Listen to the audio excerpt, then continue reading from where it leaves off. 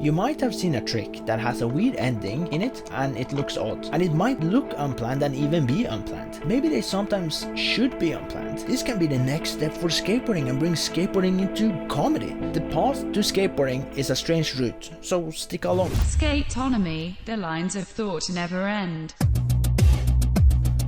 Welcome to Skatetonomy Premium Hotel. Skatetonomy, the lines of thought never ends. Is this your type of video? Then hit the subscribe button and become a patron. Your support means the world to me. Thank you so much. Skateboarding by definition requires to ride an oblong object. This part is consistent, it doesn't change. However, the way we ride this oblong board changes. Natas Kaupas popularized handrail skating. The Gons popularized switch riding. If we would keep skateboarding in its original form, we would be riding pools and ditches in an attempt to replicate surfing. Or maybe we should be surfing instead, because skateboarding is street surfing. It was not predicted in the 70s by anyone I can find on the internet that skateboard would be a popsicle shape. The trend for strange shaped boards has taken on quite a bit, and even remarkable skaters actually prefer the strange shapes over the popsicle one. For reference, the whole Welcome Skateboards team. It can be a healthy way to explore different ways of doing things and shaping things. It doesn't hurt anyone like some Auschwitz medical experiments, even though it can possibly be a stupid idea. Accidents and coincidences have in retrospect become a source of interest. A guy on a meme who poses like a modern day bro, for instance. The painter tried to do a certain thing and it became interpreted differently. The interpreter who gets a different message out of the painting is failing to grasp what the painter wanted to convey. If the interpreter is attempting to get a different message out of the painting, he is not failing. Failing is missing the target. And the target is set by yourself. The interpreter might fail against someone else's target, but in this case, not to his own. Let's bring this into coincidental skateboarding. If a skater is trying one trick and then doing another, he's failing at what he's trying to do. He is, however, not failing in life. He's making a new trick come alive, like an electrical engineer who tries to use radio frequencies to restore body heat and accidentally finds out if the body stops pumping because of cooling, he could artificially stimulate it and then he gets the pacemaker.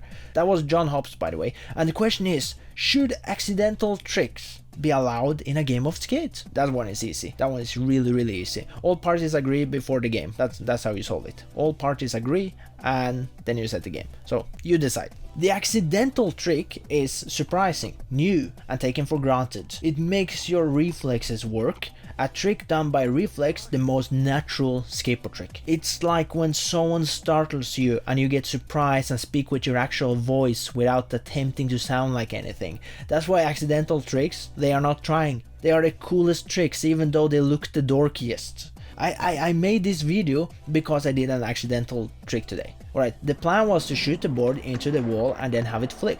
I found it rather easy, and then stepped up the game by jumping into a ledge. Let's make that a kickflip into a ledge and then towards the wall, I thought.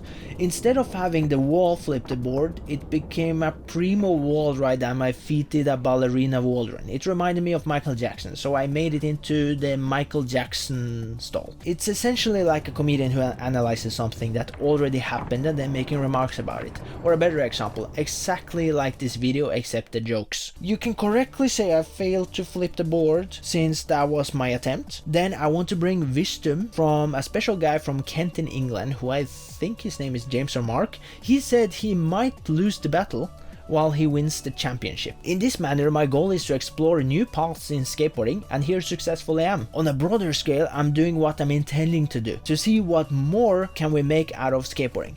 That's my goal. Accidents give us something unique and are, by the way, the most trending videos to watch for non-skaters. I'm of course referring to failed compilation videos. I hold the position that it doesn't matter who invents the idea, just that the idea is created. And that means the idea can be created by nobody, just the natural circumstances of things without free will involved. If there's no credible person to an idea, that's fine. Our focus is on the idea, not the creator. If we would care about the creator, it would be to get more ideas out. Accidents can be hard to replicate, so then you could look for the most accidental skateboarder to get more of it. If someone can learn to become accidental, that's quite intriguing. As long as there are skills involved, it's all good.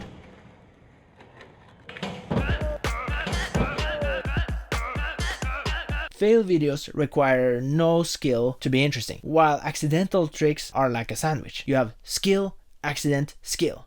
the skill to initiate the trick, the accident occurring, then the skill to land the trick again. I promised you a comedy skating part. How would that look? Slapstick is currently the main form for comedy inside of skateboarding. When the skater fails miserably, it's funny. Even monkeys can laugh at that. How can comedy furthermore enter skateboarding? When Simon Isaksson in the Sour Solution 2 pivoted into a switch dance and gave a surprised and innocent look, it was funny. He looked at the camera to show his surprise. No words needed. A facial expression is all that's needed. Surprises are funny. Accidents are surprising. Accidents are funny. Comedy often works in a way that you expect it to go a certain way and then takes a roundabout loop with the dragon slayers and chicken police and ISIS soldier to prove that they are the comedy authority that will give you chicken nugget bonus every time you follow the law.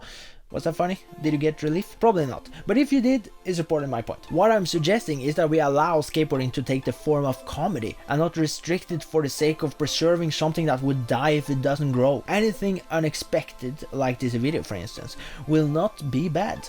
Bad is something with a negative effect. All of this might be weird, but weird is not bad. Next time somebody calls you weird, say thank you or no. Don't say thank you. Weird is neither good or bad. Don't say anything. Skatetonomy, the lines of thought never end. Not even after this video. You will keep it going.